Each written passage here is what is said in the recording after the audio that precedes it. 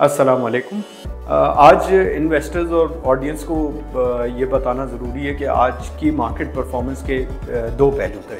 एक तो अगर देखा जाए तो इंटरनेशनल मार्केट्स में थोड़ा इस्तेहकाम आया है जब से प्रेसिडेंट डोनाल्ड ट्रंप ने अपना टैरिफ से रिलेटेड थोड़ा स्टांस को ईजी करा है चाइना की तरफ, और ये यकीन दहानी कराई है कि डेवलपमेंट्स हो रही हैं कि कोई ट्रेड डील चाइना और यूएस के बीच में तय पाई जा सकती है।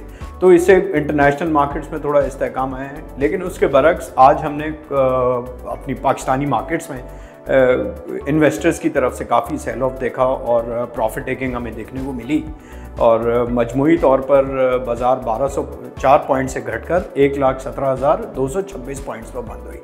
बाज़ार में कुल सरमायाकारी कोई 27.75 अरब की रही। जैसा कि मैं बता रहा था कि इंटरनेशनल मार्केट में इस्तेहकाम आया है, लेकिन लोकल मार्केट में सेल ऑफ की दो बड़ी वजहें। एक तो ये है कि ये वीक जो है रोल ओवर वीक है, जब जो फ्यूचर्स में लोग इन्वेस्टर्स काम कर रहे होते हैं वो अपने कॉन्ट्रैक्ट्स रोल ओवर करते हैं दूसरे मंथ में। तो हिस्टोरिकली हमने इस वीक में सेलिंग प्रेशर देखा है मार्केट में। लेकिन एक और जो अहम वजह बनी वो ये थी कि कल इंडियन ऑक्युपाइड कश्मीर में एक टेररिस्ट अटैक हुआ है, जिसकी अभी तक किसी ने जो है कबूल नहीं करी है जिम्मेदारी। लेकिन जैसे कि हमने पिछली बार ऐसे इवेंट से रिलेटेड देखा था, जब पुलवामा में अटैक हुआ था तो फिर उसके काफ़ी जो है कॉन्सिक्वेंसेस हुए थे पाकिस्तान के लिए और इस खत्ते के लिए। तो इस चीज़ को जहन में रखते हुए इन्वेस्टर्स ने थोड़ा कॉशन रखते हुए यहाँ पर सेलिंग करी है और प्रॉफिट टेकिंग हमें होती हुई दिखी है मार्केट में। दूसरी खबरों पर गौर किया जाए इकॉनमी से रिलेटेड, तो दो इम्पॉर्टेंट खबरें थी। एक ये कि फिच जो इंटरनेशनल रेटिंग एजेंसी है उसने ये कहा है कि पाकिस्तानी रुपये के कदर में थोड़ी कमी देखते हैं वो आने वाले महीनों में, कि वो 285 से गिरता हुआ पाकिस्तानी रुपये को अगेंस्ट डॉलर 295 रुपये तक होता हुआ दिखते हैं।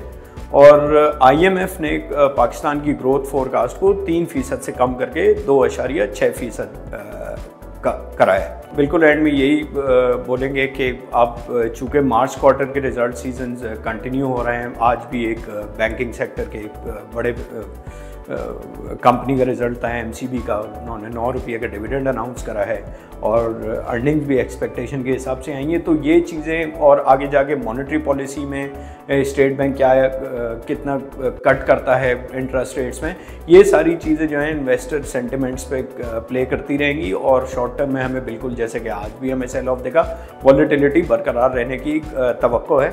लेकिन हम ये फिर से अपने इन्वेस्टर्स और ऑडियंसेस को ये बताएंगे कि लॉन्ग टर्म में अभी भी हमें बाज़ार में काफ़ी पोटेंशियल लगता है।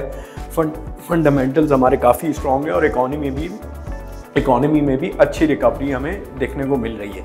तो ये लॉन्ग टर्म में हमारे फंडामेंटल्स और वैल्यूएशंस काफ़ी ओपन करता है और हमें लॉन्ग टर्म में काफ़ी अच्छी दिखती है बाज़ार। तो लॉन्ग टर्म व्यू रख के ही बिल्कुल बाज़ार में सरमायाकारी करनी चाहिए।